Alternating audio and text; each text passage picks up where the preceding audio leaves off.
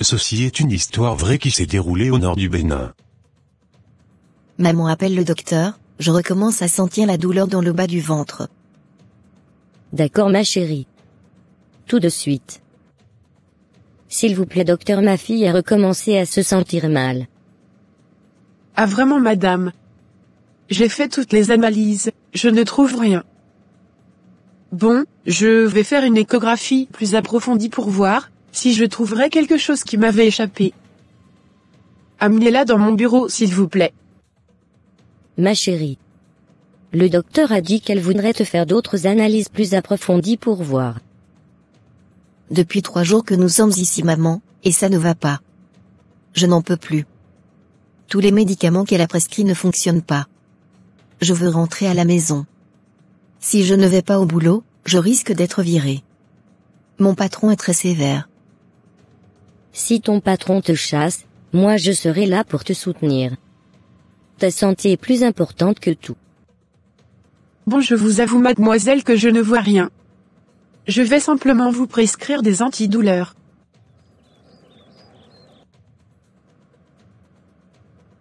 Maman, comment je vais faire? Je ne supporte plus cette douleur persistante. Je ne sais pas ma chérie. Je vais en parler à ta grande-mère et aussi à toutes les personnes que je peux. Pour voir, on ne sait jamais, quelqu'un pourrait nous trouver une solution. J'ai déjà dit à ta grande-mère de venir nous voir. Que j'aille bien ou pas. Je dois rentrer chez moi. Mon mari me demande de revenir, et aussi le boulot m'attend. Ta grande-mère vient d'arriver, je vais lui ouvrir. Je reviens.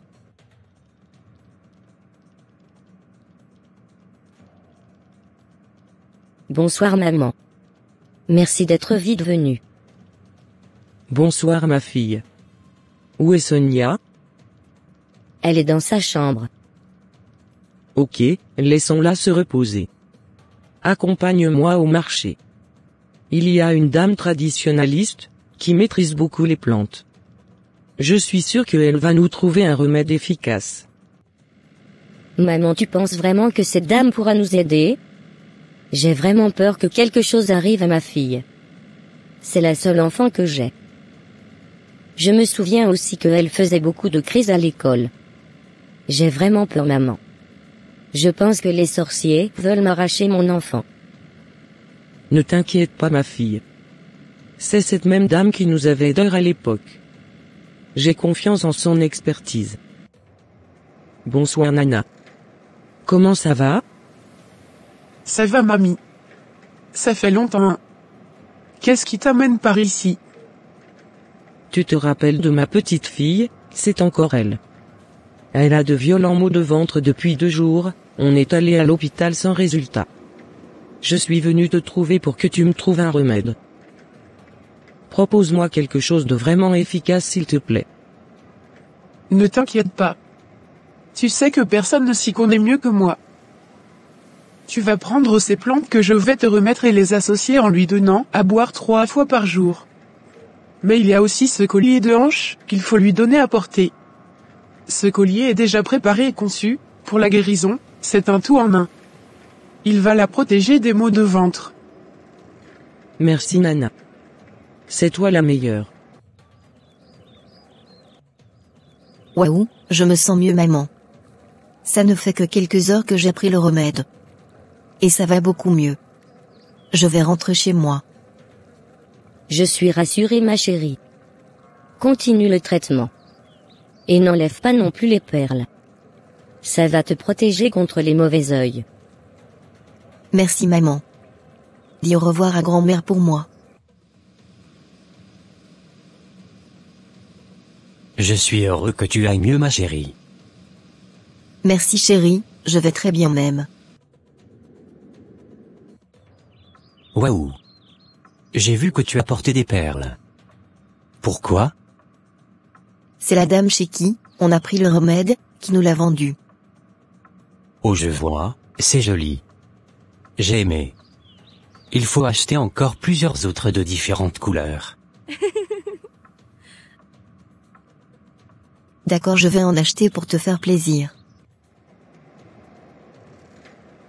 J'ai déjà vendu tous les colliers de perles préparés. Je vais aller rapidement préparer d'autres et venir les exposer sur mon étalage. Mes ancêtres, voici que j'ai respecté la recette de préparation des colliers de hanches, que vous nous avez léguée de génération en génération. Que votre bénédiction soit sur ces colliers. Aidez-moi à les vendre rapidement. J'ai beaucoup de dettes à régler et je dois aussi m'occuper de mes petits-enfants. Bonsoir Nena, je suis la petite fille de mamie Éléonore. C'est moi qui souffrais de maux de ventre, il y a quelques jours. Je vous remercie pour votre remède. À ma fille. Je suis heureuse de voir que tu as été guérie. Je remercie les ancêtres qui nous ont laissé un héritage aussi formidable. Que puis-je pour toi? Voilà, mon mari a vu les perles que vous avez vendues à ma grand-mère et il a aimé. Donc je suis venue en acheter d'autres de plusieurs couleurs. Mais je veux des perles de séduction. Célestes qui vont rendre mon mari dingue de moi. Ah, ça tombe bien. Je viens d'en confectionner d'autres. Elles sont très jolies. Ton mari va les adorer. Mes perles vont le rendre encore plus amoureux de toi. Mes bayas sont les meilleurs sur tout le marché. Ah super, merci maman. Vendez-moi 3 différentes couleurs. Mon mari ne va pas en revenir ce soir quand il verra. Mes perles sont très jolies. 7 ans plus tard. Maman, je suis sûre que Mike me trompe avec une autre femme. Il ne revient plus tous les jours dormir à la maison. Depuis quand cela a commencé? Tout allait pourtant très bien entre vous. Il me reproche le fait que n'ayons seulement qu'une fille. Il veut un garçon coûte que coûte. Mais comme je n'arrive plus à tomber enceinte depuis la naissance de Elsa, il me dit qu'il va chercher une autre femme. C'est vrai que Elsa a déjà 10 ans. Et d'ailleurs, pourquoi tu n'arrives plus à tomber enceinte? Tu as cherché à savoir? Que t'ont dit les médecins? Ils ont dit que je n'ai aucun problème. Mais mon mari, lui, ne veut rien savoir de tout ça. Il m'a dit que bientôt, il va amener sa nouvelle femme vivre dans la même maison que moi. À ça jamais. Je ne permettrai à personne de faire souffrir, ma seule et unique fille. Je viendrai parler à ton mari très bientôt. Toi par contre, continue à jouer ton rôle de femme au foyer. Nous on va s'occuper d'aller prévenir ton mari. D'accord maman. J'ai déjà rangé toutes mes affaires chérie. J'attends juste que tu envoies le camion pour déménager. Je n'ai pas encore vraiment annoncé la nouvelle à ma femme. Je dois l'informer officiellement avant que tu ne viennes t'installer. Tu n'as pas intérêt à me faire encore patienter. N'oublie pas que c'est moi qui suis enceinte de ton premier fils. Informe-la, dès ce soir même, sinon je viendrai moi-même lui annoncer la nouvelle. Calme-toi ma chérie. Je vais lui annoncer la nouvelle, ce soir même. Bonne arrivée, chérie.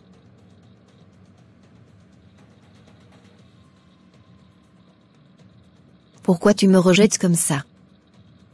Je suis fatigué, je veux aller me coucher. J'en ai assez de ton comportement depuis quelques mois. Que se passe-t-il au juste? Je veux savoir. Tu es sûr que tu veux savoir tout de suite? Je ne veux pas te faire du mal. Attends d'abord, je te dirai la nouvelle quand je serai prêt. Dis-moi ce que tu me caches. Puisque tu es pressé de le savoir. Écoute très bien. J'ai une autre femme, et elle est enceinte de moi, du garçon que tu n'arrives pas à me donner depuis 10 ans. Elle viendra s'installer ici la semaine prochaine. Que me dis-tu? Au secours, aide-moi. Qu'est-il arrivé à ma fille? C'est ma faute maman. Je lui ai annoncé une nouvelle, qui l'a surprise. Je ne m'attendais pas à une telle réaction de sa part. Tu sais bien qu'elle a toujours eu une santé fragile et pourtant, tu lui annonces une nouvelle qu'elle ne peut pas supporter? Si quelque chose lui arrive de grave, tu seras le seul responsable. Si votre fille est incapable de me faire un deuxième enfant, j'ai bien le droit d'aller voir ailleurs. Cependant je regrette qu'elle ait eu une crise à cause de cette nouvelle. Quelques heures plus tard. Votre fille souffre d'un cancer du col de l'utérus. On va la garder ici quelques jours et commencer un traitement adapté. D'accord docteur. Comme chez toi, il y a un peu de tension. Je propose que tu viennes rester chez moi. Une semaine. Le temps de digérer la nouvelle que ton mari t'a annoncée. Je suis d'accord maman. Moi non plus, je n'ai pas envie de le voir pour le moment. Allons donc chez toi. Bienvenue dans ta nouvelle demeure ma chérie. Merci mon amour. Tu n'as pas l'air heureux Sonia. Que se passe-t-il pour que tu sois comme ça? Tu n'en ris plus du tout. Tu vois, la liste est longue. Je n'arrive pas à avoir un autre enfant. Je souffre du cancer du col de l'utérus, je ne vis plus avec mon mari pour le moment, parce qu'il a épousé une seconde femme. J'ai toutes les raisons du monde d'être triste. Ah vraiment, c'est trop de choses pour une seule personne. Moi aussi j'ai des problèmes, mais je suis toujours heureuse, grâce à l'amour de Dieu qui ne dépend pas des circonstances. Cette joie qui ne part jamais. Tu ne peux la voir qu'en Jésus-Christ. Il y a une campagne de 21 jours de jeûne et prière dans mon église. Je t'invite à venir, car certainement je crois que le Seigneur agira dans ta vie. Pourquoi pas, je n'ai rien à perdre. Je ferai l'effort de venir.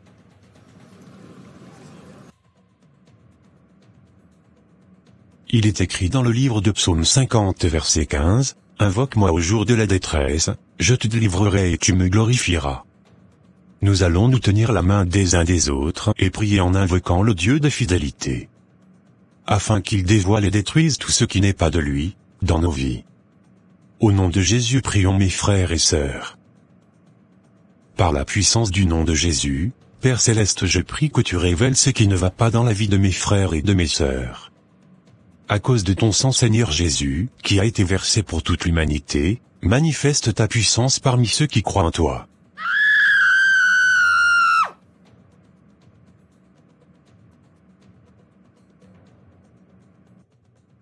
Laissez-moi tranquille, pourquoi vous me chassez?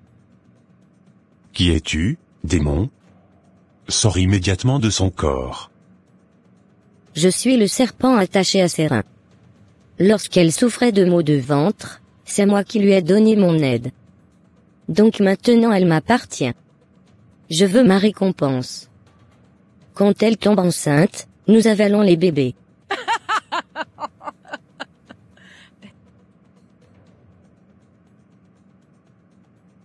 C'est elle-même qui m'a ouvert les portes par les perles de séduction. Nous ne partirons nulle part. Son corps c'est notre maison. 1 Corinthiens 6 verset 19 dit que le corps de tous ceux qui croient en Jésus est le temple du Saint-Esprit. Par la puissance que j'ai dans le nom de Jésus, je marche sur toi esprit démoniaque. Tu es vaincu par le sang de Jésus. Feu sur toi. Le feu nous brûle. Sortons d'ici. Jeune fille, comment te sens-tu? Je sens une grande fatigue. C'est comme si j'ai été déchargée d'un grand fardeau. J'ai eu très peur quand j'entendais ces voix parler à l'intérieur de mon corps. Allez, va immédiatement enlever ces colliers que tu as attachés autour de tes reins, ce sont en réalité des serpents qui mangent tes grossesses. C'est grâce à ces colliers que ces esprits mauvais sont rentrés. En réalité, toutes les personnes qui fabriquent les bayas ne croient pas forcément en Dieu. Elles sont conçues pour jouer un rôle spécifique selon la volonté et les croyances de celui qui l'a fabriqué. Le nombre de perles, les couleurs et tous les détails sur les perles sont là pour une raison donnée. Avant d'aller acheter ces genres de colliers, il faut vraiment prier et avoir d'abord la vie et la direction du Saint-Esprit de Dieu. Ah, je n'avais jamais su. Je pensais que c'était de simples colliers comme les autres. Je vous recommande juste de prier avant d'aller acheter ces genres de colliers, pour éviter de tomber dans ces genres de pièges. Voilà ce qui s'est passé, maman. C'était horrible, j'ai eu très peur. Quand je pense que c'est moi-même qui ai pris mon argent, pour aller acheter la mort dans ma vie. J'achetais ces colliers chez toutes les vendeuses que je voyais sans discernement. Je suis désolé. Je me rappelle que j'avais entendu une histoire du genre il y a longtemps. Mais je n'y ai jamais cru. Voilà que ça arrive à ma fille. Nous avons vraiment besoin de Dieu pour vivre bien sur cette terre. La seule chose de bien dans cette histoire, est que cela m'a conduit à donner ma vie à Jésus-Christ. Et pour cela je suis extrêmement reconnaissante.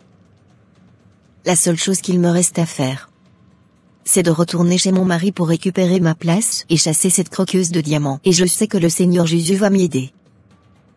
Amen.